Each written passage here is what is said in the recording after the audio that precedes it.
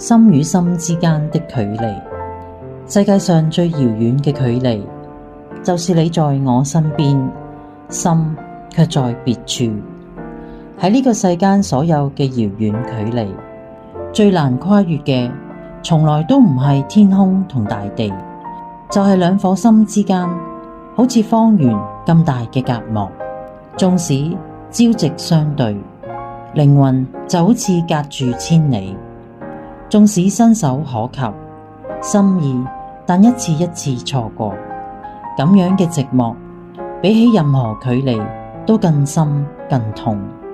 因此，親愛嘅你哋，如果能夠遇見一個真正懂你嘅人，一顆願意靠近、溫柔接住你心嘅人，咁就係歲月最珍貴嘅饋贈。唔係所有嘅相遇都能夠抵達心底，但係能夠抵達心底嘅相遇，都能夠值得用我哋一生去珍惜。